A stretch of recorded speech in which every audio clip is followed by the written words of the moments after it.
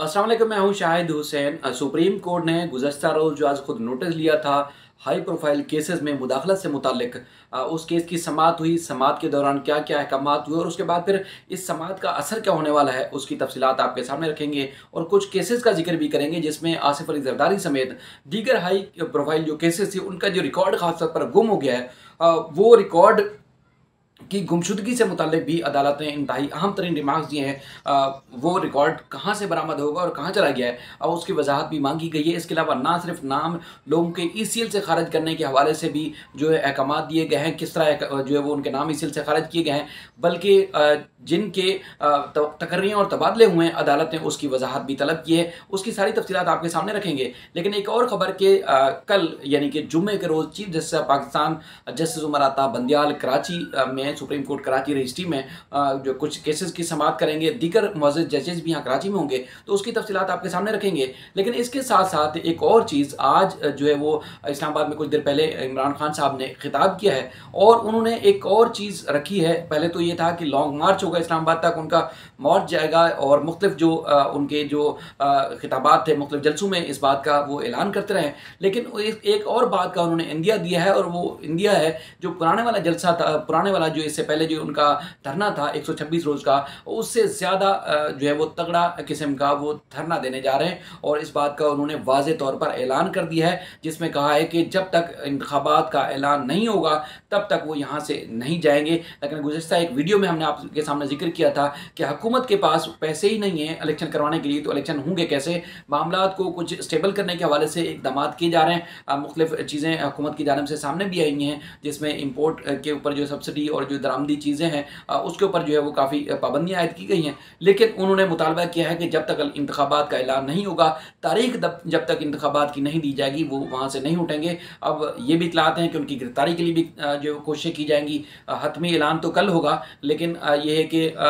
उसके लिए उनके प्रोटेक्शन के लिए भी काफ़ी बताया गया है कि बनी गाला पे काफ़ी कारकुनान जो है मौजूद हैं कि उनको अगर किसी तरीके से गिरफ्तार करने की कोशिश की जाती है तो उसको रोका कैसे जाएगा। इसके अलावा मरीम औरंगज़ेब जो है वफाकी वज़ीर इत्तलात हैं, उनकी जानिब से भी कहा गया है कि पहले इमरान खान के पास हुकूमत थी, वो चाहते तो इंतखाबात का ऐलान करवा सकते थे, लेकिन अब हुकूमत हमारी है और इत्तेहादियों के साथ मिलकर फैसला करेंगे कि इंतखाबात होने कब हैं। ये हम फैसला जो है वो हम करेंगे। इमरान खान जो है इस किस्म का जो है वो उनके पास इख्तियार नहीं है कि वो इस किस्म का फैसला कर सकें। अब हम आते हैं सुप्रीम कोर्ट रजिस्ट्री में जो आज खुद नोटिस लिया गया था सुप्रीम कोर्ट ऑफ पाकिस्तान की जानिब से। जस्टिस जो है वो एक सुप्रीम कोर्ट के सीनियर तरीन जज की जानिब से जो है वो जो खासतौर पर नोट लिखा गया था मुज़हिर अली नकवी साहब की तरफ से, तो उस पर चीफ जस्टिस ने नोटिस दिया था। उसकी समाअत हुई, अटॉर्नी जनरल और दीगर जो पेश हुए, तो उसकी पूरी तफसीलात जो कुछ हुआ, पूरी कार्रवाई हुई तकरीबन 40 मिनट से ज़्यादा, वो कार्रवाई आपके सामने रखने जा रहा हूँ। इसमें सुप्रीम कोर्ट की जानिब से हुकूमती अहदेदारों की जानिब से मुबैना मुदाखलत पर जो है वो प्रोसिक्यूशन और तकर्रियों तबादले से मुताल्लिक जो था चीफ जस्टिस ने खुद नोटिस लिया था और उसमें जो तहकीकाती इदारों में खासतौर पर मुदाखलत थी। चीफ जस्टिस ऑफ पाकिस्तान की सरबराही में 5 रुकनी लार्जर बेंच ने इस मामले की समाअत की। समाअत के दौरान justice Ijazul Hasan, justice Munib Akhtar, justice Muzahir Naqvi और इसके अलावा जस्टिस मोहम्मद अली मजहर जो है वो उस बेंच में शामिल थे और अटॉर्नी जनरल पाकिस्तान अशर उसाफ साहब जो है वो पेश हुए। चीफ जस्टिस ने उनके पेश होने के ऊपर शुक्रिया अदा किया और उनको कहा अटॉर्नी जनरल पाकिस्तान को कि पेपर बुक आपने क्या पढ़ा है, क्योंकि पेपर बुक वो था जो नोट लिखा गया था मुज़हिर अली की नकवी साहब की जानिब से चीफ जस्टिस ऑफ पाकिस्तान को, जिस पे आज खुद नोटिस लिया था, उसके बारे में उन्होंने तस्करा किया। जिस पर चीफ जस्टिस ने फिर आगे चलकर उन्हें अटॉर्नी जनरल से कहा कि लाहौर में एक केस के दौरान एफआईए के इस्तग़ासा को पेश ना होने की जो है वो हिदायत की गई। ये वो करप्शन के केस है जिसमें आसिफ जो शहबाज शरीफ साहब हैं और हमजा शहबाज, उनके ऊपर जो केस था उसका वो उन्होंने जिक्र किया और उस पर चीफ जस्टिस ने कहा कि हम आपसे गारंटी चाहते हैं कि इस्तग़ासा का जो प्रोसिक्यूशन का जो इदारा है वो मुकम्मल आज़ाद होना चाहिए। और उन्होंने कहा कि खैबर पख्तूनख्वा के जो पहले साहब का DG FIA थे, उनका जो है वो अच्छा काम कर रहे थे, उनका जो है वो तबादला क्यों किया गया है। अटॉर्नी जनरल साहब आपका हम शुक्रिया अदा करते हैं, आप उन्होंने कहा कि फिर आए और उन्होंने कहा कि अटॉर्नी जनरल क्या आपने सुमोटो केस के जो पेपर है क्या उसको पढ़ा भी है, नहीं पढ़ा। तो अटॉर्नी जनरल ने कहा नहीं, मैंने पेपर तो नहीं पढ़ सका, लेकिन चीफ जस्टिस ने कहा कि जो अटॉर्नी जनरल को जो सुमोटो का जो नोटिस था उसका खासतौर पर जो पेपर बुक थी वो पढ़ने के लिए दी जाए, और उन्होंने हिदायत की कि जो पैराग्राफ 2 और 3 है उसको जो है वो पढ़ा जाए। उसके बाद फिर उस नोट में जो कुछ लिखा गया था उसमें नोट में कहा गया कि FIA के लाहौर की अदालत में प्रोसिक्यूशन को तब्दील कर दिया गया है, और उसके अलावा DG FIA और डायरेक्टर रिजवान को भी जो है वो तब्दील कर दिया गया। सुमोटो का जो बैकग्राउंड था उसमें चीफ जस्टिस ने कहा कि आपने पढ़ा है या नहीं पढ़ा। तो उसमें चीफ जस्टिस ने फिर आगे कहा कि DG FIA ने एक तफ्तीशी अफसर को पेश ना होने के, यानी कि जो मौजूदा DG FIA है उन्होंने पेश होने के लिए मना किया, और उन्होंने कहा कि प्रोसिक्यूशन ब्रांच और प्रोसिक्यूशन के अमल में जो है मुदाखलत नहीं होनी चाहिए। चीफ जस्टिस ने कहा कि प्रोसिक्यूशन का जो एक जो मामला है उसको जो है हम देखना और मामले को समझना जो है वो जानते हैं, और उन्होंने कहा कि DG FIA जिनका ताल्लुक जो सिंध से था वो अच्छा काम कर रहे थे, और KP में जो उनकी IG सिंध के ओहदे पर तैनात थे उनकी कारकर्दगी उस वक्त भी अच्छी थी, और उस वक्त जो DG FIA सनाउल्लाह अब्बासी थे। उनका कहना था कि सनाउल्लाह अब्बासी जो है अच्छी शोहरत के हामिल समझे जाते हैं, और डायरेक्टर रिजवान को जो है वो तब्दील किया गया, और उन्होंने कहा कि डॉक्टर रिजवान जो थे उनका जो है वो उसके बाद हार्ट अटैक हुआ और उसके बाद इंतकाल हो गया, और चीफ जस्टिस ने कहा इस मामले पर हमें तशवीश है। उसके बाद चीफ जस्टिस ने कहा कि अखबार के तराशों के मुताबिक ECL से जो है वो हज़ारों लोगों के नाम निकाल दिए गए, उसमें कई लोगों को जो है इंतहाई हाई प्रोफाइल जो लोग थे उनको जो है फ़ायदा हुआ है, और इन मामला को जो है हम जानना चाहते हैं। और अखबार की खबर के मुताबिक जो है ECL रूल्स में तब्दीली करके 3000 अफराद को जो है वो फ़ायदा पहुँचाया गया। हम ऐसी खबरें 1 माह से देख और पढ़ रहे हैं, और चीफ जस्टिस ने कहा कि इससे कानून की हुक्मरानी पर जो है वो असर पड़ रहा है। चीफ जस्टिस ने कहा कि अमन और एतमाद के माशरे में बरकरार रहना और आइन के तहत हमारी जिम्मेदारी है, इसे जो बरकरार रखा जाए, और उन्होंने कहा कि जो कानून की हुक्मरानी है इसको भी बरकरार रखना अदलिया की जिम्मेदारी है, हम सबकी जिम्मेदारी है। और चीफ जस्टिस ने जो है वो कहा कि ये जो कार्रवाई है किसी को मुलजिम ठहराने या किसी को शर्मिंदा करने के लिए नहीं है, ये कार्रवाई फौजदारी निज़ाम और कानून की हुक्मरानी को बचाने के लिए है। और उन्होंने कहा कि हम जो आर्टिकल 10/4A है और इसके अलावा 25 पर जो है अमल दरामद चाहते हैं, हम मुतल्लिका फ़रीक़ैन को जो है वो नोटिस जारी करते हैं, जिसमें अदालत ने फिर आगे चलकर चेयरमैन नैब, DG FIA, सेक्रेटरी दाखिला को नोटिस जारी किए, और उनसे जो है मुकदमात में जो मुदाखलत हो रही है मुबैना तौर पर उससे अदालत ने जवाब मांगा है। और अदालत ने FIA के जो प्रोसिक्यूटर्स हैं उनके बयान से मुताल्लिक भी जो है वो चीफ जस्टिस ने कहा कि इसमें उनका जो बयान है वो भी मुदाखलत के ज़ुमरे में आता है कि मुदाखलत की गई है। उसमें जस्टिस मुज़ाहिर अली नकवी साहब ने कहा कि FIA प्रोसिक्यूटर ने अदालत में तहरीरी दरख्वास्त दी थी, और उन्होंने कहा कि FIA के प्रोसिक्यूटर ने अदालत को बताया कि इन्हें पेश ना होने का कहा गया है, और उसके बाद फिर कहा कि प्रोसिक्यूटर को कहा गया है कि जो बंदा वज़ीर आला और उसके बाद फिर वज़ीर आज़म बनने वाला है इसके मुकदमे में पेश ना हों। जस्टिस मुनीब अख्तर ने कहा कि बज़ाहिर लगता है कि ये ट्रांसफ़र पोस्टिंग की गई है वो एक टारगेटेड ट्रांसफ़र और पोस्टिंग है, जिस पर अशतर औसाफ जो कि अटॉर्नी जनरल पाकिस्तान थे उनकी जानिब से बताया गया कि FIA के पास इन तब्दीलों का कोई जो माकूल जवाज़ होगा, कोई वजह होगी जिसके ऊपर जो है वो तबादले किए गए। जस्टिस मुनीब अख्तर ने कहा कि इस पर तशवीश है कि इसलिए तो चीफ जस्टिस ने इस मामले का जो है सो मोटो लिया है, और हम आपसे ताउन की दरख्वास्त कर रहे हैं कि आप ताउन करें इस मामले में। और जस्टिस मुज़ाहिर अली नकवी साहब ने कहा कि ECL से नाम निकालने के लिए जो है वो दरख्वास्त देना पड़ती है, और सैकड़ों लोगों की जो दरख्वास्तें हैं वो इल्तवा का शिकार हैं, पड़ी रहती हैं, पेंडिंग पड़ी रहती हैं। तो उस पर जस्टिस इजाज़ुल हसन साहब भी बीच में उन्होंने भी रिमार्क्स दिए और कहा कि ECL से नाम निकालने के लिए क्या जो तरीक़ाकार है उसमें क्या कोई तरीक़ाकार जो इख्तियार किया गया। चीफ जस्टिस ने कहा कि हमारी तशवीश सिर्फ इंसाफ की फरहमी के लिए, हम जो तहकीकाती अमल है उसके वक़ार, इज़्ज़त और तकरीम जो बरकरार रखना चाहते हैं, और हम पॉइंट स्कोरिंग के लिए जो है वो ये सब नहीं कर रहे। हम किसी किस्म की तनकीद से मुतासर नहीं होंगे, और हम आइन और अल्लाह को जो है वो जवाब दें। हमें जो है वो तारीफ़ की भी ज़रूरत नहीं है। चीफ जस्टिस ने कहा कि हमें तनकीद का भी कोई खौफ नहीं है, और उन्होंने कहा कि सिर्फ इंसाफ की फरहमी चाहते हैं, और जो इंदराज मुकदमा पर जो है फैसला ख़त्म होता है। उन्होंने एक बात की कि सियासी जमातों के जो सोशल मीडिया सेल हैं वो मजबूत हैं, और हम खामोश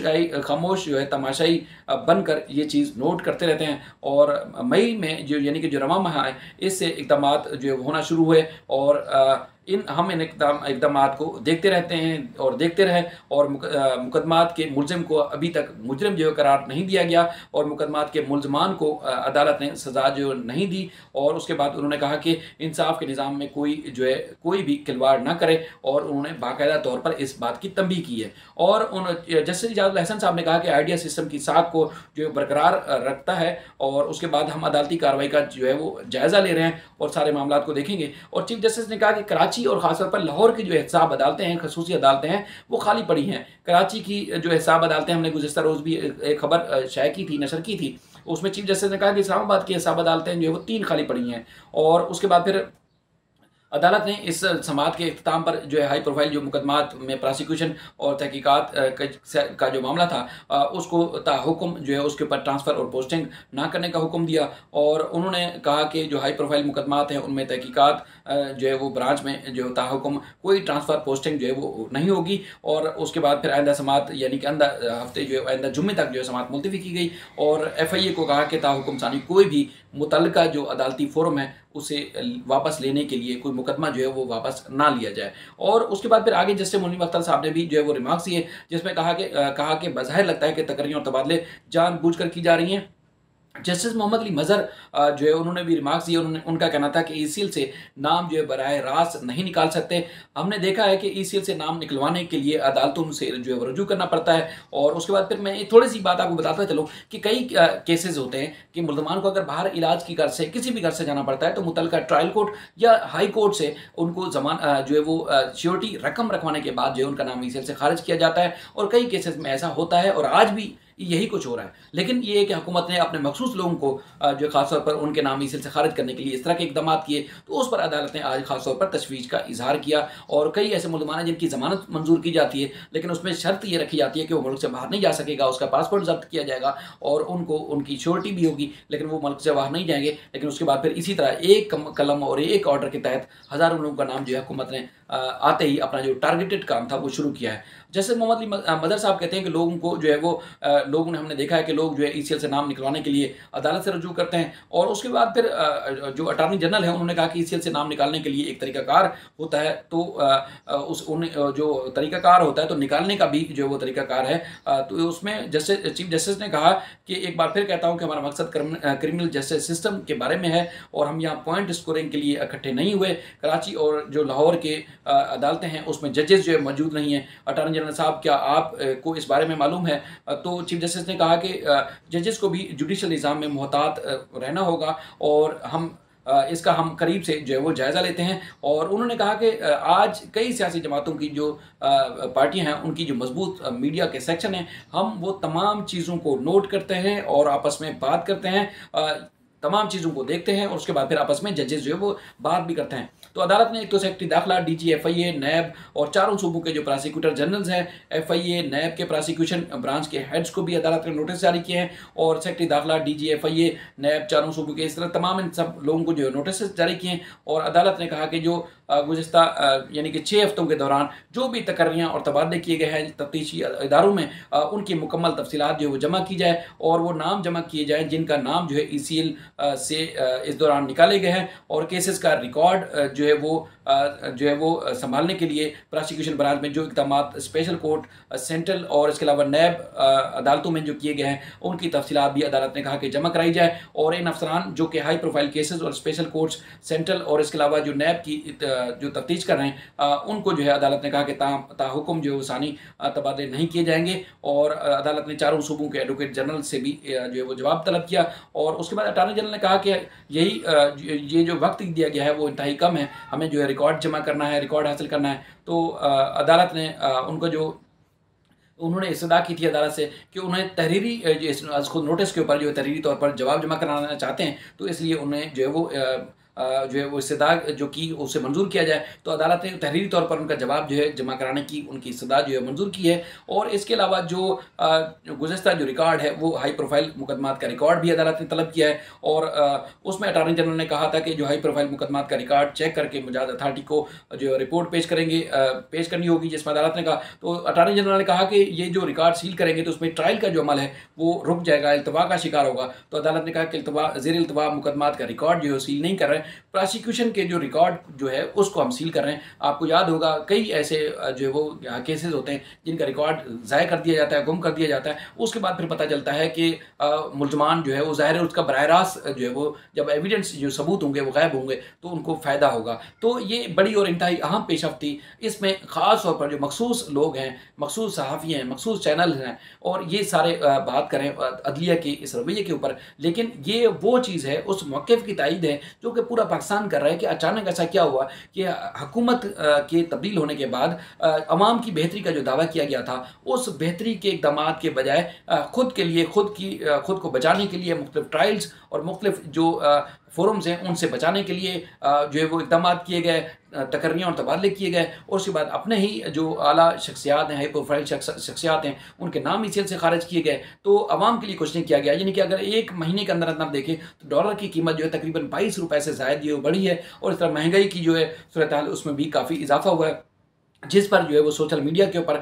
तमाम जो मुल्क के रहने वाले हैं, बल्कि गैर मुल्क में जो बैरून मुल्क रहते हैं वो भी इस पे काफ़ी तनकीद करते हैं, जिस पर अदालत ने ये सारे मामला को जायज़ा लिया, देखा, और उसके बाद फिर अदालत ने आज को नोटिस लिया। उम्मीद करते हैं जो कुछ भी होगा मुल्क और कौम की बेहतरी के लिए होगा। अपना ख्याल रखिएगा। अल्लाह हाफ़िज़।